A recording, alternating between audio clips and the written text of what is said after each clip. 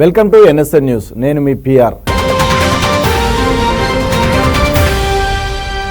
Seasonal వ్యాధుల నివారణకు కట్టుదిట్టమైన చర్యలు తీసుకోవాలని వైద్య ఆరోగ్య శాఖ మంత్రి దామోదర్ రాజనరసింహ అధికారులను ఆదేశించారు. రాష్ట్ర వ్యాప్తంగా వైద్య ఆరోగ్య కుటుంబ సంక్షేమ శాఖల సిబ్బంది ఇంటింటికి తిరిగి జ్వర సర్వే నిర్వహించాలని ఆ శాఖ అధికారులకు సూచించారు మంత్రి దామోదర్. తెలంగాణలో మలేరియా, డెంగ్యూలను నివారించడంతో పాటు అవసరమైన వారికి చికిత్స అందించడానికి సర్వే దోహదపడుతుందని వైద్య ఆరోగ్య శాఖ మంత్రి దామోదర్ రాజనరసింహ తెలిపారు. ప్రజల ఆరోగ్యం పట్ల శ్రద్ధ వహించి చేపట్టనున్న సర్వేకు అత్యంత ప్రాధాన్యం ఇవ్వాలన్నారు. అధికారులతో సమీక్ష నిర్వహించిన ఆయన సర్వేలో ఏఎన్ఎంలు, ఆశా వర్కర్లు, multipurpose health assistant, multipurpose health సూపర్వైజర్లు పాల్గొననున్నట్టు చెప్పారు. జ్వర బాధితులకు సమీపంలోని పిహెచ్సి లేదా సిహెచ్లో వైద్యం అందించనున్నారు.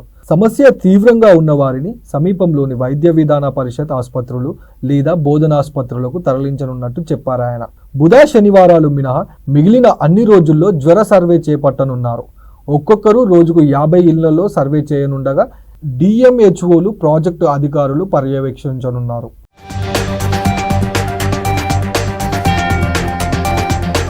మదనపల్లె ఫైల్స్ కేసులో రోజు రోజుకు కొత్త విషయాలు వెలుగు చూస్తున్నాయి. తీగలాగితే డొంకాంత కదులుతుంది. సబ్ కలెక్టర్ కార్యాలయంలో కీలక ఫైల్స్ దహనం వెనుక పెద్ద కుట్ర ఉన్నట్లు స్పష్టమవుతుంది. ఈ ఘటన వెనుక వైసీపీకి చెందిన కీలక నేతలు ఉన్నట్లు కొట్టొచ్చినట్లు కనిపిస్తుంది. అయితే ఈ కేసును సిఐడికి అప్పగించాలని ఆలోచన చేస్తుంది ఏపీ ప్రభుత్వం. మదనపల్లి ఫైల్స్ కేసులో ఏపీ మాజీ మంత్రి, వైసీపీ ఎమ్మెల్యే పెద్దిరెడ్డి రామచంద్రారెడ్డికి కీలక అనుచరుడిగా భావిస్తున్న మాధవరెడ్డిని పోలీసులు అదుపులోకి తీసుకున్నట్టు తెలుస్తోంది. ఘటన జరగడానికి ముందు 10 రోజుల పాటు సబ్ కలెక్టర్ కార్యాలయానికి ఆయన రావడం అనేక అనుమానాలకు దారితీస్తోంది. ఆఫీసులో ఆయన ఎవరిని కలిశాడు అనే దానిపైన వివరాలు సేకరిస్తున్నారు పోలీసులు.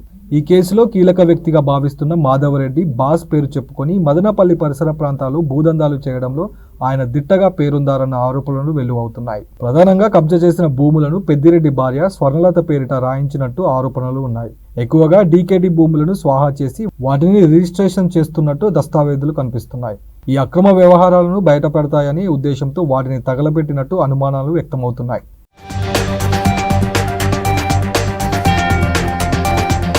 ఇక ఇది ఇలా ఉండగా ఆదివారం రాత్రి ఫైల్స్ తగలబెట్టడానికి ముందు దాదాపు 7 లీటర్ల ఇంజన్ ఆయిల్ను తీసుకొచ్చి పత్రాలు ఉండే బీరువాలో పెట్టినట్టు విచారణలో బయటపడింది. అసలు ఇంజన్ ఆయిల్ ఆఫీస్కు తీసుకురావడానికి కారణం ఏంటి, ఆ విషయాన్ని సీక్రెట్గా ఉంచడం ఏంటి అనే దానిపైన కార్యాలయం సహాయకుడు గౌతమ్ నుంచి కీలక సమాచారాన్ని రాబట్టినట్టు తెలుస్తోంది.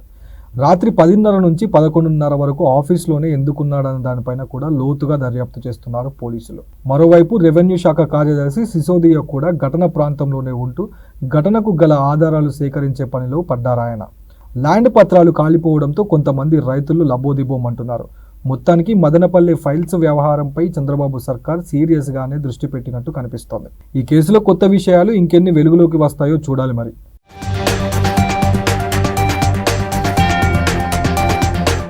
తెలుగు రాష్ట్రాల్లో నైరుతి రుతుపవనాలు చురుగ్గా కదులుతున్నాయి. దీంతో మరో 3 రోజుల పాటు తెలంగాణ, ఏపీలో భారీ వర్షాలు కురుస్తాయంటున్నారు వాతావరణ కేంద్ర అధికారులు. ఛత్తీస్గఢ్ ప్రాంతాల్లో అల్పపీడనం బలహీన పడిందన్న వాతావరణ శాఖ ప్రజలు అప్రమత్తంగా ఉండాలని హెచ్చరికలు జారీ చేసింది. ఛత్తీస్గఢ్ ప్రాంతాల్లో అల్పపీడనం కేంద్రీకృతమైందని వాతావరణ శాఖ తెలిపింది. 2 తెలుగు రాష్ట్రాల్లో చురుగ్గా కదులుతున్న నైరుతి రుతుపవనాల కారణంగా తెలంగాణతో పాటు రానున్న 24 గంటల్లో కోస్తాంధ్ర, రాయలసీమలో అక్కడక్కడ వర్షాలు కురుస్తాయని వాతావరణ శాఖ వెల్లడించింది. ఉత్తర కోస్తా తీరం వెంబడి బలమైన గాలులు వీస్తున్నాయని, మత్స్యకారులు చేపల వేటకు వెళ్లవద్దని వాతావరణ శాఖ హెచ్చరించింది. తెలంగాణలో 2 రోజులు వర్షాలు కురిసే అవకాశం ఉందని హైదరాబాద్ వాతావరణ కేంద్రం స్పష్టం చేసింది. ప్రస్తుతం తూర్పు మధ్యప్రదేశ్ మీదుగా అల్పపీడనం కొనసాగుతుందని తెలిపింది. హైదరాబాద్లో మోస్తారు వర్షాలు కురుస్తుండటంతో వాతావరణం కూల్గా మారింది.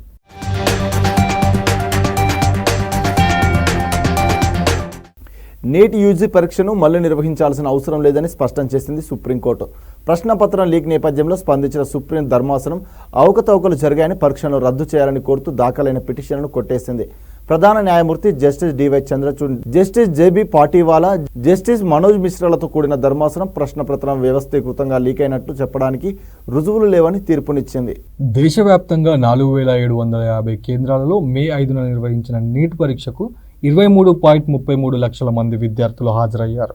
జూన్ 14న ఫలితాలు విడుదలైన అనంతరం ప్రశ్నపత్ర లీకేజీ అవకతవకలపై పలువురు అభ్యర్థులు సుప్రీంకోర్టును ఆశ్రయించారు. ఈ కేసుల్లో ఎన్టీఏ తరఫున సొలిసిటర్ జనరల్ తుషార్ మొహతా, పిటిషనర్ల తరపున సీనియర్ న్యాయవాదులు నరేంద్ర హూడా, సంజయ్ హెగ్డే, మాథ్యూస్ నెడమపారులు 4 రోజులుగా చేసిన వాదనను సుప్రీం ధర్మాసనం ముగించింది. 2 మిలియన్లకు పైగా విద్యార్థుల భవిష్యత్తుకు సంబంధించిన అంశమని ఈ వాదనకి వెంటనే ముగింపు ఇవ్వాల్సిన అవసరం ఉందని స్పష్టం చేసింది. ఎన్టీఏ ఇతరులు స్వాతంత్రంగా దర్యాప్తు చేసి సమర్పించిన నివేదికలను ఉద్దేశిస్తూ పరీక్షా పవిత్రతను దెబ్బతీసేలా విస్తృత స్థాయిలో లీకేజీ జరిగినట్టు ఆధారాలు లేవని సిజేఐ జస్టిస్ డివై చంద్రచూడ్ తెలిపారు. పరీక్షను మళ్లీ నిర్వహించాలని ఆదేశిస్తూ ఈ పరిణామం అడ్మిషన్ల ప్రక్రియపైన, అట్టడుగు వర్గాలకు ప్రత్యేకించిన సీట్లపైన తీవ్ర ప్రభావం చూపుతుందన్నారు. హజారీబాగ్ పట్టణంలో ప్రశ్నపత్రం లీక్ అయిన మాట వాస్తవమే అని చెప్పిన ధర్మాసనం సిబిఐ దర్యాప్తు నివేదిక ప్రకారం లీకేజీతో 155 మంది లబ్ధి పొందినట్టు చెప్పారు. దర్యాప్తులో మరింత మంది పేర్లు వెల్లడైతే అటువంటి వారిపైన చర్యలు తీసుకోవచ్చునని ధర్మాసనం స్పష్టం చేసింది.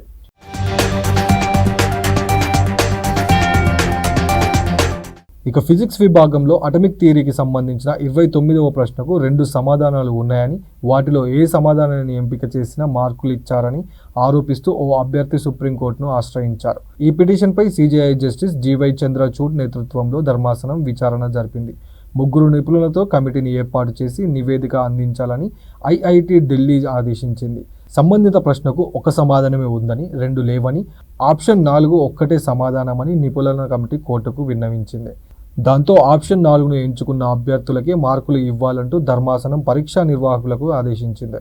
ఫలితంగా మరోసారి రివైజ్ ర్యాంకులను విడుదల చేయడం అనివార్యంగా మారింది. ఈ తీర్పుతో నీట్ పరీక్షకు హాజరైన వారిలో 4.2 లక్షల మంది అభ్యర్థులు 4 మార్కులు కోల్పోనుండగా, వారిలో 720 మందికి 720 మార్కులు సాధించిన 44 మంది కూడా ఉన్నారు.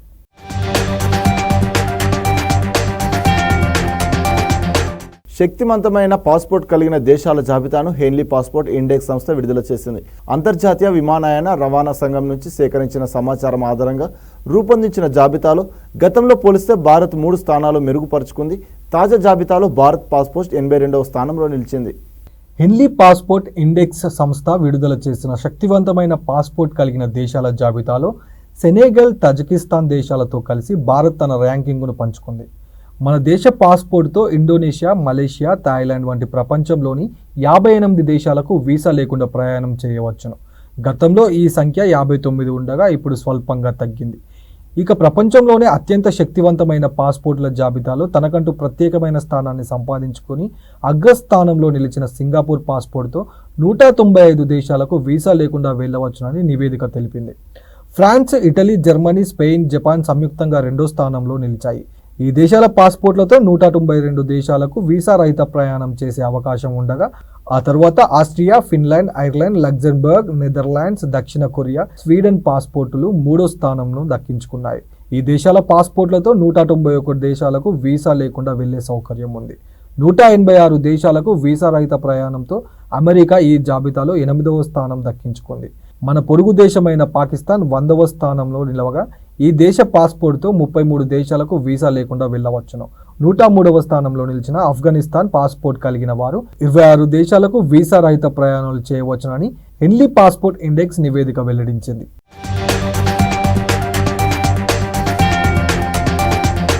ప్రపంచవ్యాప్తంగా HIV/AIDS మహమ్మారి నానాటికి చాప కింద నీరులా చుట్టేస్తుంది. 2023 చివరి నాటికి దాదాపు 4 కోట్ల మంది ప్రజలు ఈ ప్రాణాంతక వ్యాధి బారిన పడినట్లు యుఎన్ఓ తాజాగా ఓ నివేదిక విడుదల చేసింది. ఈ మహమ్మారి కారణంగా నిమిషానికి ఒకరు మరణిస్తున్నట్లు ఆందోళన వ్యక్తం చేసింది.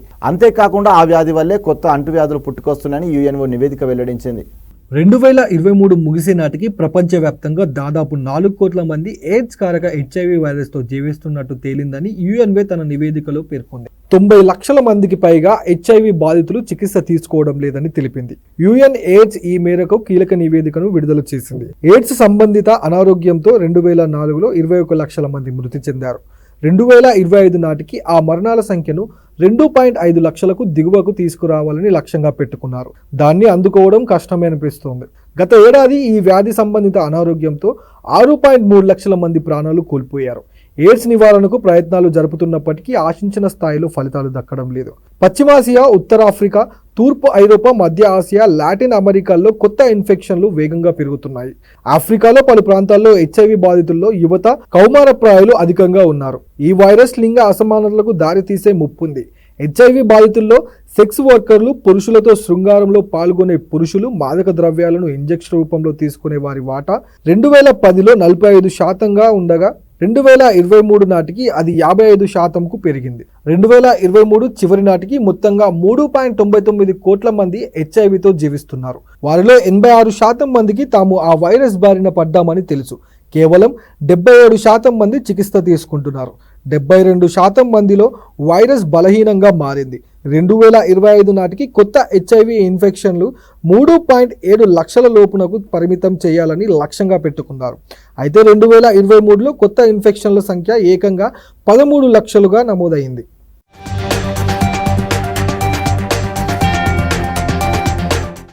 ములుగు జిల్లాలోని బోగాత జలపాతంలో విషాదం చోటు చేసుకుంది. స్నేహితులతో సరదాగా జలపాతం చూసేందుకు వెళ్లిన యువకుడు ప్రమాదవశాత్తు నీటిలో పడి మృతి చెందాడు. వరంగల్ జిల్లా సుందరయ్య నగర్కు చెందిన జశ్వంత్ తన స్నేహితులు కలిసి జలపాతాన్ని చూసేందుకు వెళ్లాడు. అక్కడ స్నానాలు చేస్తుండగా జశ్వంత్ ప్రమాదవశాత్తు నీటి ప్రవాహంలో పడి మునిగిపోయాడు. అది గమనించిన సిబ్బంది వెంటనే గజ ఈతగాళ్ల సహాయంతో గాలింపు చేపట్టారు. అప్పటికే జశ్వంత్ మరణించడంతో మృతదేహాన్ని వెలికితీశారు. స్నేహితులతో సరదాగా గడపాలని వచ్చిన జశ్వంత్ ప్రమాదవశాత్తు నీటిలో మునిగి మృతి చెందడంతో తోటి స్నేహితులు తీవ్ర శోకసంద్రంలో మునిగిపోయారు. ఘటనా స్థలానికి చేరుకున్న పోలీసులు మృతదేహాన్ని పరిశీలించి స్నేహితుల నుంచి వివరాలు సేకరించారు. వరద ఉధృతి ఎక్కువగా ఉన్న సమయంలో సిబ్బంది పర్యాటకులను స్విమ్మింగ్ పూల్లోకి అనుమతించకూడదని ప్రజలు కోరుతున్నారు.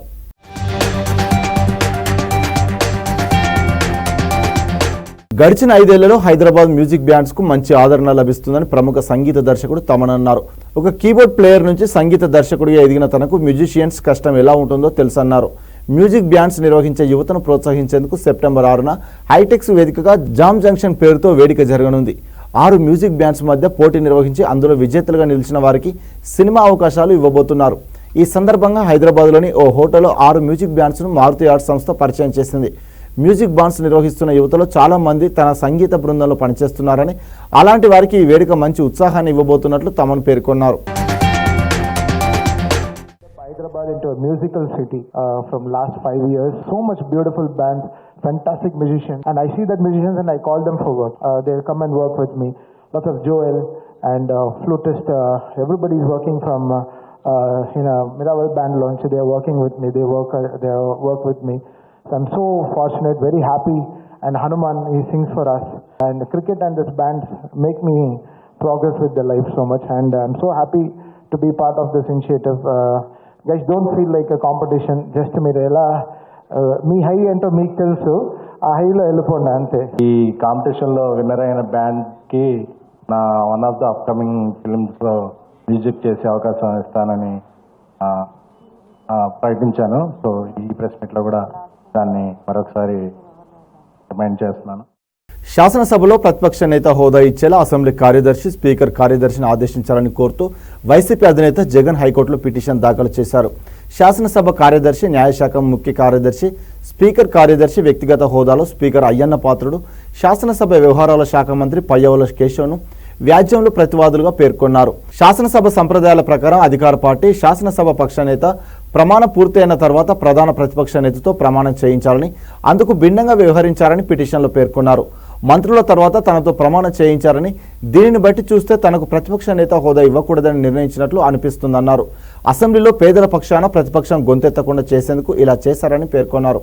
మొత్తం సీట్లలో 10% సీట్లు పొందని కారణంగా వైసీపీకి ప్రధాన ప్రతిపక్ష హోదా పొందే హక్కు లేదా అని అధికార పార్టీ నేతలు చెబుతున్న వాదనకు ఎలాంటి చట్టబద్ధమైన ఆధారం లేదన్నారు. మొత్తం సీట్లలో 10% సీట్లు రాని పార్టీలకు ప్రతిపక్ష నేత హోదా ఇచ్చిన సందర్భాలు దేశంలో ఎన్నో ఉన్నాయన్నారు.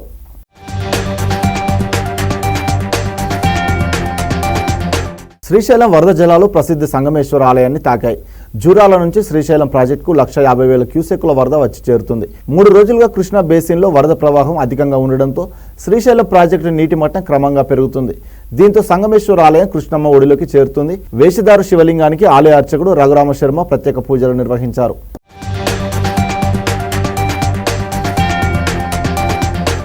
భారత మాజీ రాష్ట్రపతి రామ్నాథ్ కోవింద్ రంగారెడ్డి జిల్లాకు వచ్చారు. నందిగామ మండలం చేగూరులోని కన్హ శాంతి వనానికి వెళ్లిన ఆయనకు శ్రీరామచంద్ర మిషన్ అధిపతి కమలేష్ డి పాటిల్ దాజీ ఘన స్వాగతం పలికారు. అనంతరం దాజీ అభ్యాసులతో కలిసి రామ్నాథ్ గంట సేపు ధ్యానం చేశారు. భారతీయ సంస్కృతిలో భాగమైన ప్రాచీన ధ్యానం, యోగా నిత్యం సాధన చేయడం ద్వారా మనసు ప్రశాంతంగా పూర్తి ఆరోగ్యవంతంగా ఉండవచ్చని చెప్పారు. ధ్యానం, యోగా భారత్లోనే కాకుండా అన్ని దేశాల్లోని ప్రజలు ఆచరిస్తుండడం అభినందనీయమని పేర్కొన్నారు.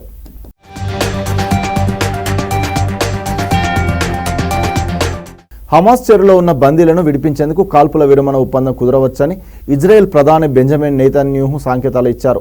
హమాస్తో చర్చలు కొనసాగించేందుకు గురువారం ఒక బృందాన్ని పంపనున్నట్లు నెతన్యాహు కార్యాలయం తెలపడం అందుకు బలాన్ని చేకూరుస్తుంది. 9 నెలల యుద్ధంలో 39,000 మంది పాలస్తీనా ప్రజలు ప్రాణాలు కోల్పోయారని గాజా ఆరోగ్య శాఖ తెలిపింది. ఈ క్రమంలోనే ఇజ్రాయెల్, హమాస్లు దశలవారీ ఒప్పందం చేసుకుంటే ఇరు దేశాల మధ్య పోరాటం ఆగి మిగిలిన బందీలు విడుదల కావచ్చని ఈజిప్ట్, ఖతార్, అమెరికా దేశాలు సూచిస్తున్నాయి. అమెరికాలోని వాషింగ్టన్కు వెళ్లిన నెతన్యాహు అక్కడ కాంగ్రెస్ను ఉద్దేశించి ప్రసంగించనున్నారు.